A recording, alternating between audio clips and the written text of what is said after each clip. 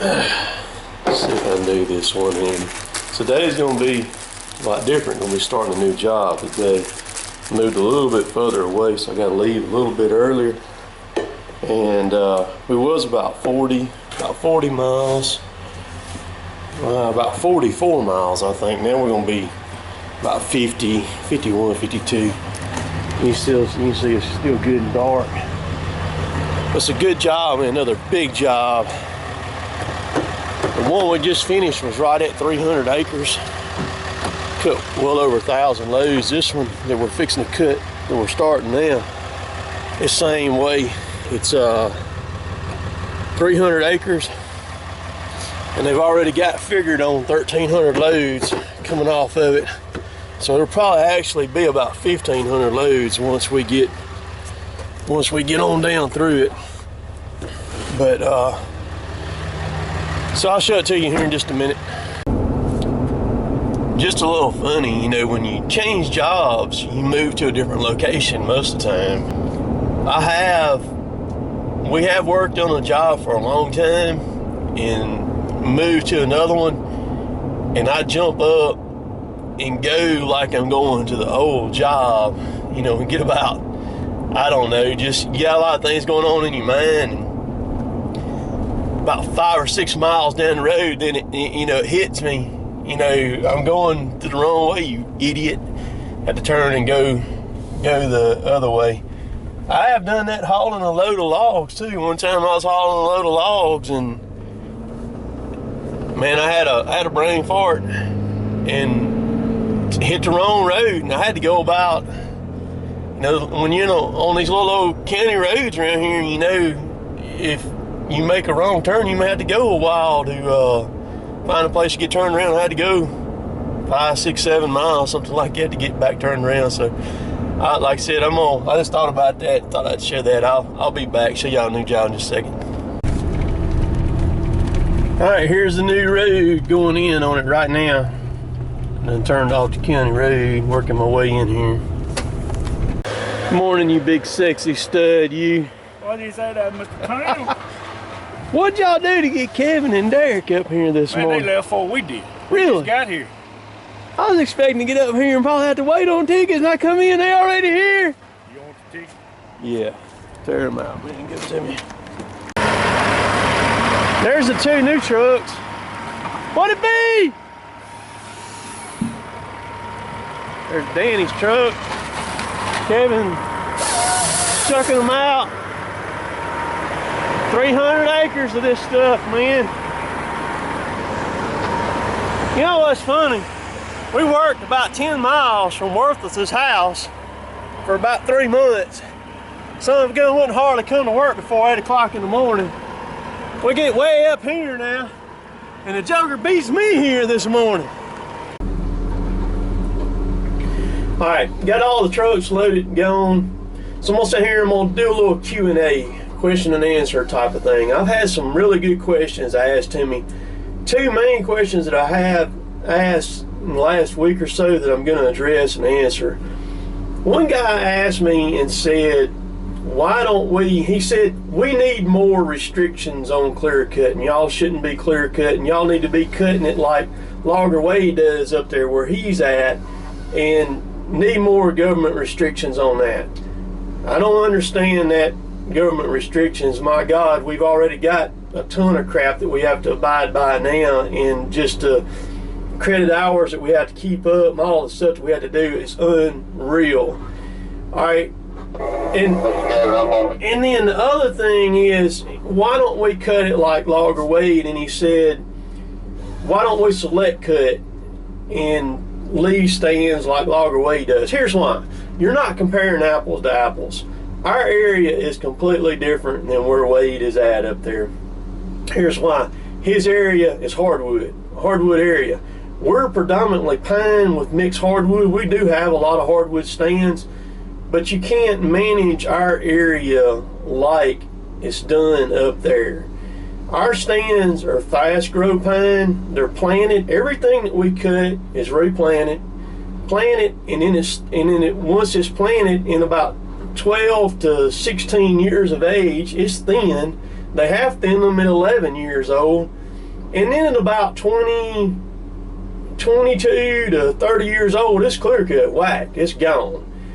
And that's what you have to do in these pine areas, in this southeastern pine. That's how you have to do it. There's very few select cuts other than the thinning that's done. You will see some hardwood that's select cut, but our hardwood is so much different here than what Wade cuts up there. So it's completely different. Every area has to be logged differently. You know, what we cut here, how we cut it.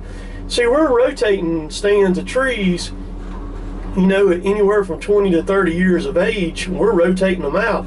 Unlike where Canada, they're, you know, a lot of their stands up there, you know, their growth cycle is so much slower than ours is here, because, you know, they have more colder weather and the trees stay dormant longer, so we have more of a growing season than they do, so we can rotate them out a lot faster here. And then the other question that I asked Timmy is why do we run the stuff that we run? You know, why, you know, these other areas have the wheeled harvesters and then a forwarder, where a harvester drives around tree to tree, cuts the block up, cuts the tree up at the stump, and then another machine comes through and picks up the blocks and everything. Well, the reason why is because we're running high production. We generally run around 20 loads a day. A lot of times we'll get 25, sometimes we'll get 30. We have loaded over 40 loads a day off this stuff right here. You can't do it with those machines like that. The same setup we got, that one machine, that one processor right there, it can, in the right timber, it can process 40 loads a day, no problem. But on those wheeled harvesters, that's such a slower process. And then there again, just like I answered the other question, you're talking about different areas. Some areas require those wheeled harvesters to run. Those are very expensive machines. A lot of those machines now are over $1 million for that one machine. And they don't make production. They're very sensitive on the environment. You know, they don't leave much of an impact. Like if you're in a real wet area and stuff like that, they do a real good job there. But it's a slow, very slow process compared to what we do here. So we run what our area dictates that we run, just like those guys in their areas run what their area dictates that they run. And we just run everything here in the southeast is based off of mass production. That you just run it, just get in here, blow it out, keep right on rolling and all. So I hope that answered some folks' questions as far as that. Because the thing about logging, you always got to keep in mind, no two areas are the same, no two mills are the same, no two loggers are the same. We all run differently, and that's just how it has to be, you know. And this is how we do it across the southeast. But we run our stuff here. You don't see a lot of processors and stuff. You see more of the trailer mounted loaders and pull through D-limbers because they're cheaper. You can buy them a little bit less money, you know, for what this. But they're not near as efficient as what this stuff is right here either. So, hope I answered some questions. I'm gonna get back. This, like I said, this is a new job. We're banging her out right here real good this morning, and later, taters. All right, it's lunch now. You can see our pile of wood that we've got here. You can see Kevin on the bulldozer pushing right there. The 635 actually ran out of fuel right there at Kevin. Thank goodness it was right there. It just, usually the light will come on it when it gets, you know, when it gets down low. I mean, he run it on down there pretty good, but light didn't come on it this time. It died right there. So Kevin, I moved some trees over there, and Kevin's pushed down a little spot when we back the service truck right down through there and fill it back up and get it back running. But you can see the pile here, what we got. We're hauling this wood from here where we're at all the way to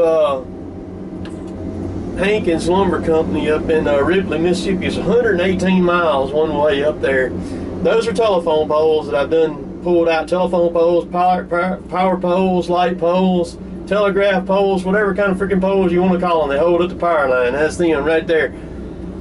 So we're getting her started. Get going here real good. Got a good start on this job, and we're gonna roll right on along. See if in the back that service truck back down, and that slot he just pushed out. Had Derek sunk while ago on 830. Him and Chad got it out. Ain't get no film on it because I was loading trucks. Hated that, but it is what it is. I can't film everything, but I'll be back after a while. So it's about almost 1:30 now. Fire Chad right back up. That's the thing about if you run something out of fuel like that. That's the first one we run out of fuel in a long time too, by the way. As long as you don't try to crank it, you can stick fuel back in it, hit the key, fire it right back off. Got him back going. And I'm just waiting on the last round of trucks to come back in here now. Load them, then we'll be headed back to the Ponderosa. A nice pile of poles there now. We started out pretty good today, man, on this first job. Some of y'all probably ask, well, why didn't you show, actually starting out? It's because Kevin and them started working on it up here Friday, and see, I ended up staying on the other job, finished loading everything out. So they always get to the new jobs well before I do, and then I show up, on after the fact there. So I'm never there unless something rare happens when they start the job. But it's a good day for us today. Got rolling. Usually I always kind of start off a little, struggle a little bit, but today went pretty good though. So I'm trying to head to the house. I don't know, I may get home, may get back in time to go climb up in a tree or box in or something. I don't know, we'll see. But I'm gonna let y'all go from there. Hope y'all enjoyed it. Run along with me today. It wasn't like a day in the life, but it was kind of close to it. So we'll catch y'all later. Later, taters.